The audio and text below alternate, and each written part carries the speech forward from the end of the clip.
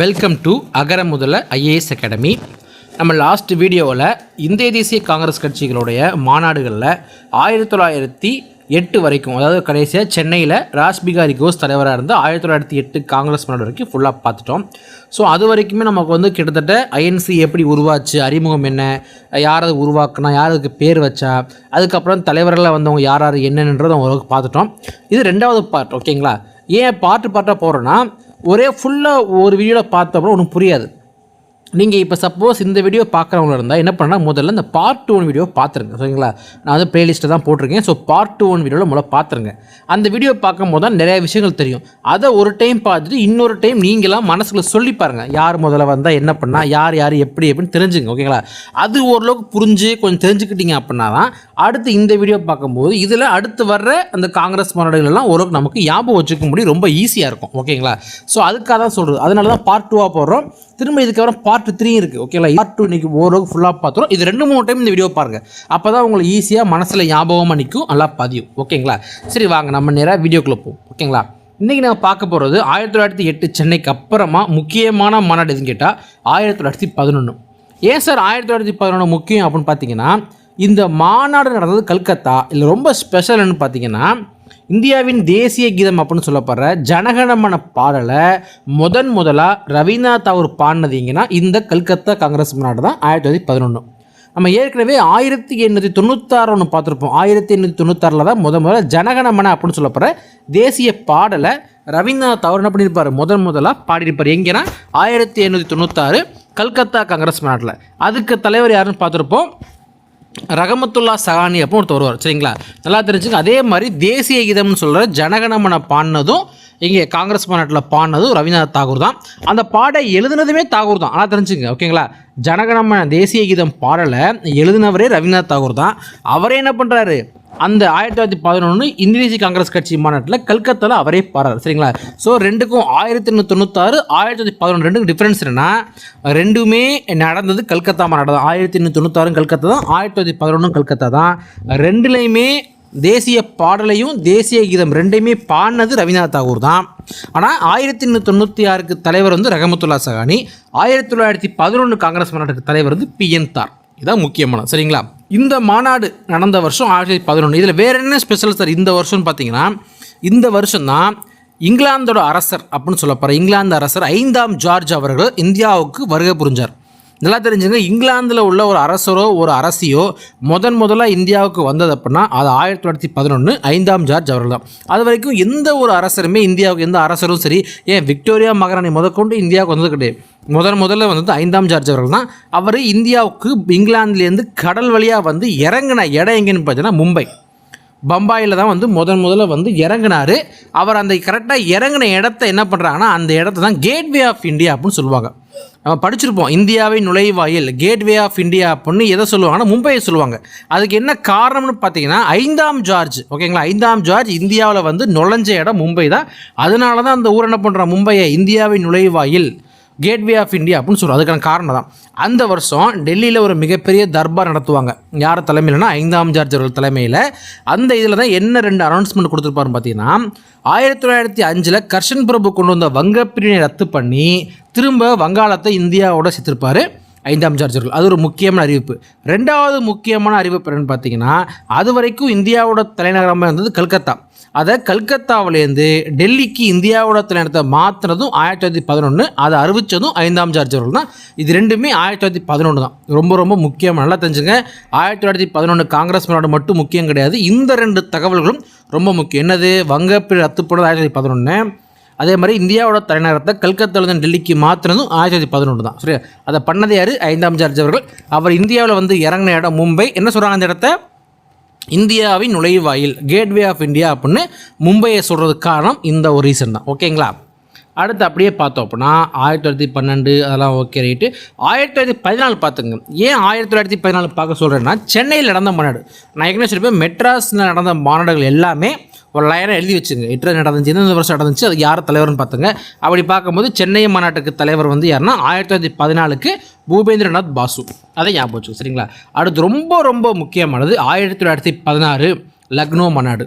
ஏன் இந்த மாதிரி ரொம்ப முக்கியம்னு சொல்கிறோம் பார்த்தீங்கன்னா, 1907 சூரத் மாநாட்டில் என்ன ஆகும், மிதவாதிகளும் தீவிரவாதிகளும் சண்டை போட்டு பிரிஞ்சிருவாங்க. இவங்க 2 பேரும் திரும்ப ஒன்றா சேர்ந்த மாநாடு 1916 லக்னோ மாநாடு தான். நல்லா தெரிஞ்சுக்க சரிங்களா. அதாவது மிதவாதிகளும் தீவிரவாதிகளும் திரும்ப ஒன்றா சேர்ந்து பயணிக்கலாம் அப்படின்னு முடிவு பண்ண ஒரு மாநாடு எதுன்னு கேட்டால் லக்னோ மாநாடு 1916. அதுக்கு தலைவர் யாருன்னு பார்த்தீங்கன்னா அம்பிகாச்சரண் மஜும்தார். ஷார்ட்டாக வந்து ஏசி மஜும்தார்னு சொல்லுவாங்க. Full name Ambikacharan Majumdar. அவர் தான் எனது 1916 லக்னோ காங்கிரஸ் மாநாடு தலைவர். இந்த மாநாட்டில் வேறு என்ன ஸ்பெஷல் அப்படின்னு பார்த்தீங்கன்னா, இந்த மாநாடு நடக்கும்போது தான், இந்த லக்னோ நடக்கும்போது தான் அது பக்கத்திலே கொஞ்சம் தூரத்தில் முஸ்லீம் லீக் கட்சி, முஸ்லீம் லீக் அப்படின்றது இந்தியாவில் உள்ள முஸ்லீம்களுக்காக உருவாக்கப்பட்ட ஒரு கட்சி, அந்த முஸ்லீம் லீக் கட்சியோட மாநாடும் லக்னோவில் நடக்கும். அப்போ என்ன பண்ணுவாங்கன்னா 2 கட்சிகளும் ஒன்று சேர்ந்து ஒரு ஒப்பந்தம் போட்டுக்குவாங்க. இனிமேல் 2 பேரும் இந்திய அரசியலில் ஒன்றா பயணிக்கலாம், இந்திய சுதந்திரத்துக்காக 2 கட்சிகளும் போராடலான்னு முடிவு பண்ணியிருப்பாங்க. அப்படி காங்கிரஸ் கட்சியும் முஸ்லீம் லீக் கட்சியும் சேர்ந்து ஒப்பந்தம் போட்டுக்கிட்டது இந்த 1916 லக்னோ மாநாட்டில் தான். அது என்ன சொல்லுவாங்கன்னா காங்கிரஸ் லீக் ஒப்பந்தம்னு சொல்லுவாங்க, இல்லைனா லக்னோ ஒப்பந்தம்னு சொல்லுவாங்க. இது ரொம்ப முக்கியமானது. லக்னோ ஒப்பந்தம்னு எதுன்னு கேட்பாங்க, 1916 காங்கிரஸ் கட்சியும் முஸ்லீம் லீக் கட்சியும் சேர்ந்து ஒன்றா ஒப்பந்தம் போட்டுக்கிட்ட தான் லக்னோ ஒப்பந்தம்னு சொல்லுவாங்க. இந்த ஒப்பந்தம் போடுறதுக்கு ரொம்ப முக்கியமான காரணம் யார் அப்படின்னு பார்த்தீங்கன்னா, பாகிஸ்தானின் தந்தை அப்படின்னு சொல்லப்படுற முகமது அலி ஜின்னா அவர்கள் தான். ஓகேங்களா. அவர் தான் இந்த ஒப்பந்தம் போடுறதுக்கு முக்கியமான காரணமாக இருப்பார். அவர் தான் என்ன சொல்லுவாங்கன்னா ஆர்கிடெக்ட் ஆஃப் லக்னோ பேக்ட்னு சொல்லுவாங்க. ஆர்கிடெக்ட் ஆஃப் லக்னோ ஒப்பந்தத்தின் தலைமைச் சிற்பின்னு சொல்லுவாங்க. அது யாருன்னா முகமது அலி ஜின்னா அவர்கள் தான். ஓகேங்களா. அதனால சரோஜினி நாயுடு அவர்கள் அப்போ என்ன சொல்லுவாங்கன்னா ஜின்னாவை பார்த்து, இந்து முஸ்லீம் ஒற்றுமையின் தூதுவர் நீங்கள் தான் சொல்லியிருப்பாங்க. நல்லா பார்த்துக்க, இந்து முஸ்லீம் ஒற்றுமையின் தூதுவர் அப்படின்னு சரோஜினி நாயுடு யாரை சொன்னாங்கன்னா முகமது அலி ஜின்னா சொல்லியிருப்பாங்க. அதுக்கு காரணம் காங்கிரஸ் லீக் ஒப்பந்தம் தான், லக்னோ ஒப்பந்தம் போடப்பட்டது. ஓகேங்களா. இது முக்கியமான பாயிண்ட். அடுத்து வேறு என்ன சார் அந்த மாநாட்டில் ரொம்ப ஸ்பெஷல்னு பார்த்தீங்கன்னா, முதல்ல காந்தியை வந்து நேரு சந்தித்த மாநாடு 1916 லக்னோ காங்கிரஸ் மாநாடு தான். இது ரொம்ப முக்கியமான பாயிண்ட். ஓகேங்களா. காந்தியை நேரு முதல்ல சந்தித்தது எந்த மாநாடுனா 1916 லக்னோவில் தான் முதல்ல மீட் பண்ணுறாரு. ஓகேங்களா. ரைட்டு. அடுத்து 1917 மாநாடு ரொம்ப ரொம்ப ரொம்ப முக்கியமானது. ஏன் அப்படின்னு பார்த்தீங்கன்னா, அதாவது பாருங்கள் 1885 காங்கிரஸ் கட்சி உருவாக்கப்பட்டது. அதுலேருந்து கிட்டத்தட்ட பார்த்தீங்கன்னா 32 வருஷம் ஆச்சு. ஓகேங்களா. 32 வருஷம் ஆச்சு. அது வரைக்குமே ஒரு பெண் தலைவர் கூட வந்தது கிடையாது. முதல் முறையாக காங்கிரஸ் கட்சிக்கு ஒரு முதல் பெண் தலைவர் வர்றாங்க. அவங்க தான் யாருன்னா அன்னி பெசன்ட் அவர்கள். யார்? அன்னி பெசன்ட்லாம் தெரிஞ்சுக்கங்க. காங்கிரஸ் கட்சியோடைய முதல் பெண் தலைவர் யாருன்னு கேட்டால் அன்னி பெசன்ட். ஆனால் நல்லா தெரிஞ்சுங்க, இவங்க வந்து இந்தியா கிடையாது. இந்த அன்னி பெசன்ட் அப்படின்றவங்க அயர்லாந்தை சேர்ந்தவங்க, அயர்லாந்து நாட்டை சேர்ந்த ஒரு பெண்மணி. அவங்க பிரம்மயான சபைன்னு சொல்லி ஒரு அமைப்பு இருக்கும், பிரம்மயான சபை. அந்த அமைப்போட மெம்பராக, அந்த அமைப்போட உறுப்பினராக 1893 வருஷம் தான் இந்தியாவுக்கு முதல்ல வந்திருப்பாங்க. 1893 இந்தியாவில் தான் ஃபுல்லாக பிரம்மஞான சபையை ஒர்க் பண்ணிகிட்டு இருப்பாங்க. 1907 இந்த பிரம்மஞான சபையை உருவாக்குன ஹெச்எஸ் ஆல்காட் அப்படின்றவர் இறந்து போயிடுவார். அவர் இறந்து போனதுக்கப்புறமா அதோட தலைமை பொறுப்பு அன்னி பெசன்ட்டுக்கு வரும். அதனால 1907 அப்புறம் பிரம்மஞான சபையோட தலைவராக அன்னி பெசன்ட் செயல்பட ஆரம்பிப்பாங்க. அப்படி செயல்பட்டு இருக்கும்போது தான் 1916 என்ன பண்ணுவாங்க, அன்னி பெசன்ட் தன்னாட்சி இயக்கம்னு சொல்லப்படுற ஹோம் ரூல் மூவ்மெண்ட் அப்படின்னு சொல்லுவாங்க. தன்னாட்சி இயக்கம் அதை ஆரம்பிப்பாங்க. இது என்ன சார் தன்னாட்சி இயக்கம் அப்படின்னு பார்த்தீங்கன்னா, தன்னாட்சி அமைப்புன்றது வந்து என்ன தான் பிரிட்டிஷ் கீழே நம்ம அடிமையாக இருந்தாலுமே நமக்குன்னு ஒரு தன்னாட்சி வேணும், நாமளே ஆட்சி பண்ணிக்கணும், நமக்குள்ளே அவங்க இன்டர்ஃபியர் ஆகக்கூடாதுன்னு சொல்லி ஒரு தன்னாட்சியாக உருவாக்குறதா அதை நோக்கமாக கொண்டு செயல்படுறதா இந்த தன்னாட்சி இயக்கம். எக்ஸாம்பிள் அயர்லாந்து அப்படி தான் இருந்தாங்க. அயர்லாந்து வந்து என்ன தான் பிரிட்டிஷ் கண்ட்ரோலில் இருந்தாலுமே அயர்லாந்து வந்து தன்னாட்சியாக செயல்பட்டாங்க. அயர்லாந்து தன்னாட்சியாக செயல்பட்ட மாதிரி இந்தியாவையும் தன்னாட்சியாக செயல்பட வைக்கணும் அப்படின்றதுக்காக உருவாக்கின ஒரு மூமெண்ட் தான் தன்னாட்சி இயக்கம் அப்படின்னு சொல்லப்படுற ஹோம் ரூல் மூமெண்ட். அதனால் தெரிஞ்சுங்க, தன்னாட்சி இயக்கம் ஹோம் ரூல் மூமெண்ட்டை இந்தியாவில் முதல்ல ஆரம்பித்தது யாருன்னு பார்த்தீங்கன்னா அன்னி பெசன்ட் அம்மையார் அவர்கள் தான். ஓகே, நல்லா தெரிஞ்சு இவங்க வந்து ஒரு இந்திய பெண்மணி கிடையாது, இவங்க அயர்லாந்து பெண்மணி. அதனால தான் முதல் பெண் தலைவர்னு சொல்கிறாங்க. எந்த இடத்துலையுமே இங்கே பாருங்கள் முதல் இந்திய பெண்ணு சொல்ல மாட்டாங்க. முதல் இந்திய பெண் வேற ஒருத்தர் இருக்காங்க, காங்கிரஸ் கட்சியோடைய தலைவராக செயல்பட்ட முதல் இந்திய பெண் வேற ஒருத்தவங்க அது பின்னாடி பார்க்கலாம். ஓகேங்களா. ஸோ உங்களுக்கு வந்து முதல் பெண் அப்படின்னு கேட்டால் அன்னி பெசன்ட் தான் சொல்லணும். பட் முதல் இந்திய பெண்ணா பின்னாடி பார்க்கலாம். ஓகேங்களா. ஸோ தன்னாட்சி இயக்கத்தை முதல்ல இந்தியாவில் ஆரம்பிச்சது யாருன்னா அன்னி பெசன்ட் அம்மையார்கள் தான் 1916. அவங்கள பார்த்து தான் பாலகங்காதர திலகரே மகாராஷ்டிராவில் தன்னாட்சி இயக்கம் ஆரம்பிச்சிருப்பார். ஓகேங்களா.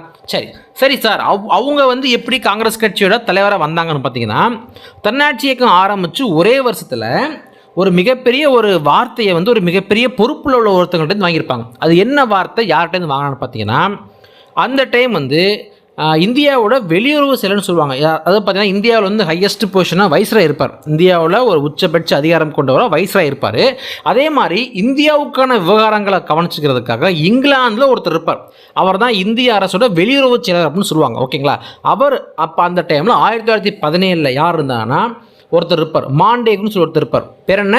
மாண்டேகு. அவர் வந்து எட்வர்ட் மாண்டேகுன்னு சொல்லுவாங்க. அவர் தான் இந்தியாவோட வெளியுறவு செயலர் இருப்பார். அவர் என்ன சொல்லியிருப்பார்னா, இந்தியாவில் படிப்படியாக தன்னாட்சி இயக்கத்தை கொடுக்கணும், இந்தியாவில் படிப்படியாக தன்னாட்சியாக உருவாக்கணும் அப்படின்றதான் எங்களோட ஒரு குறிக்கோள் அப்படின்னு அவரே ஒரு ஸ்டேட்மெண்ட்டாக கொடுத்துருப்பார். அது வந்து ஒரு மிகப்பெரிய ஒரு கிஃப்ட் மாதிரி. ஏன்னா நம்ம அவ்வளோ நாள் போராட்டம் பண்ணுறோம், நமக்கே ஒரு அந்த மாதிரி எந்த அங்கேயும் கிடைக்கல. பட் நம்ம வந்து தன்னாட்சிக்கு ஆரம்பித்த ஒரே வருஷத்தில் இப்படி வந்து மாண்டேகு சொல்கிறதுக்கான ஒரு காரணம் என்னென்னு பார்த்தீங்கன்னா அன்னி பெசன்ட் அம்மையார் அவர்கள் ஆரம்பித்த தன்னாட்சி இயக்கம் தான். ஸோ அதனால் அவங்கள கௌரவப்படுத்தணும் அப்படின்றதுக்காக என்ன பண்ணியிருப்பாங்கன்னா 1917 காங்கிரஸ் மாநாட்டில் அன்னி பெசன்ட் அவர்களை முதல் பெண் தலைவராக அனௌன்ஸ் பண்ணியிருப்பாங்க. நல்லா தெரிஞ்சுங்க, இந்திய தேசிய காங்கிரஸ் கட்சியோட முதல் பெண் தலைவர் யாருன்னா அன்னி பெசன்ட் அவர்கள் 1917 கல்கத்தா காங்கிரஸ் மாநாடு. ஓகேங்களா? ஸோ அவங்க எந்த நாடு கிட்ட அயர்லாம், இது முக்கியமான பாயிண்ட். ஓகேங்களா? அதுக்கப்புறம் வேறு என்ன சார் முக்கியம் பார்த்தா, இந்த 1918 மும்பை சிறப்பு கூட்டம் முக்கியம். மும்பை சிறப்பு கூட்டம், டெல்லி சொல்ல மும்பை சிறப்பு. ஏன்னா இது வந்து மாண்டேகு செம்ஸ்போர்ட் அப்படி 2 பேர் இருப்பாங்க. நம்ம இப்போ மாண்டேகு பார்த்தோம்னா இந்திய அரசோட வெளியுறவு செயலர் மாண்டேகு, செம்ஸ்போர்ட் அப்படின்றவர் இந்தியாவோட வைஸ்ராய் இருந்தவர். இவங்க 2 பேரும் சேர்ந்து ஒரு முன்மொழிவை கொடுத்துருப்பாங்க. அது சம்பந்தம் விவாதிக்கிறதுக்காக ஒரு சிறப்பு கூட்டம் போட்டிருப்பாங்க. அந்த கூட்டம் தான் மும்பை சிறப்பு கூட்டம் 1918. இது இதுக்கு தலைவராக செயல்படுறதுனா சையத் ஹாசன் இமாம்னு ஒருத்தர். ஓகேங்களா? இது முக்கியமானது. பட் எக்ஸாம் நம்ம கேட்டது கிடையாது. இது வந்து ஒரு முக்கியமான பாயிண்ட் தான், தெரிஞ்சுக்கலாம். ஓகேங்களா? அதுக்கப்புறம் முக்கியமான ஒரு கூட்டம்னா கல்கத்தா சிறப்பு கூட்டம் 1920. ஏன் ரொம்ப முக்கியம்னா, நம்ம இந்திய அரசியல் வரலாற்றில் ரொம்ப முக்கியமான நிகழ்வான ஒத்துழையாமை இயக்கம், நான் கோஆப்ரேஷன் மூவ்மெண்ட் சொல்லுவாங்கள்ல, நான் உங்களுக்கு கோஆப்ரேட் பண்ண மாட்டேன், ஒத்துழைக்க மாட்டேன் அப்படின்னு சொல்லப்படுற ஒத்துழையாமை இயக்கத்தை காந்தியடிகள் தலைமையில் ஆரம்பிச்சிருப்பாங்க காங்கிரஸ் கட்சி. ஓகேங்களா? அதை முதல்ல அறிமுகம் பண்ண கூட்டம் எதுனா 1920 கல்கத்தா காங்கிரஸ் சிறப்பு கூட்டம் தான். அதுக்கு தலைவராக செயல்பட்டதுன்னா லாலா லஜபதி ராய். ரொம்ப முக்கியமான பாயிண்ட். ஓகேங்களா? காங்கிரஸோட ஒத்துழையாமைக்கு அறிமுகப்படுத்தப்பட்ட மாநாடு வந்து கல்கத்தா சிறப்பு கூட்டம் 1920. தலைவர் யாருங்க? லாலா லஜபதி ராய். ஓகேங்களா? சரி சார், சிறப்பு கூட்டம் ஓகே. அப்போ 1920ஓட நார்மலாக நடக்கிற அந்த கூட்டம் எப்போ நடந்துச்சுன்னா 20 தான். எங்கே நடந்துச்சு? டிசம்பர் மாதம் நாக்பூர் நடந்துச்சு. நாக்பூரில். இது ஏன் ஸ்பெஷல்னா, இதுக்கு தலைவராக செயல்பட்டது ஒரு தமிழர். நல்லா தெரிஞ்சுங்க. ஓகேங்களா? அதாவது தமிழ்நாட்டை சேர்ந்த ஒருத்தர் நாக்பூரில் போய் 1920 வருஷம் நடந்த நாக்பூர் காங்கிரஸ் தலைவராக இருந்திருக்கார். ரொம்ப நமக்குலாம் ஒரு பெருமையான விஷயம் தான். அவர் யாரா? சி விஜயராகவாச்சாரியார். தமிழ்நாட்டில் உள்ள ஒரு மிக முக்கியமான தீவிரவாதி அப்படின்னு சொல்லலாம். ஓகே, தமிழ்நாட்டில் தீவிரவாதினா அது கிடையாது. நம்ம இதில் காங்கிரஸ் படிப்போம்ல, மிதவாதி தீவிரவாதிகள், அந்த மாதிரி தீவிர சிந்தனைகள் தீவிரமாக செயல்படுறவங்க தீவிரவாதிகள்னு சொல்லுவாங்க. அப்படிப்பட்ட ஒருத்தர் தான் சி விஜயராகவாச்சாரியார். அவர் தான் நாக்பூர் மாநாட்டுக்கு தலைவராக இருக்கார். அதில் என்ன பண்ணியிருப்பார்? ஒரு முக்கியமான விஷயம்னா, ஃபஸ்ட்டு டைமாக காங்கிரஸ் கட்சிக்குள்ளேயே மொழிவாரி மாகாண காங்கிரஸ் கமிட்டியில் உருவாக்குன்னு சொல்லி ஒரு இது ஆரம்பிக்கப்பட்டது. அப்போ தான் மொழிவாரியாக காங்கிரஸ் கமிட்டிகளை உருவாக்குங்க அப்படின்னு சொல்லி ஒரு பேச்சுவார்த்தை உண்டு பண்ணி அதை ஆரம்பித்தது. அப்போ தான் எப்போ 1920 நாக்பூர் காங்கிரஸ் மாநாட்டில் தான். சரியா? அதுக்கு தலைவராக இருந்தது யாருன்னு பார்த்தீங்கன்னா சி விஜயராகவாச்சாரியார். ரொம்ப முக்கியமான பாயிண்ட்.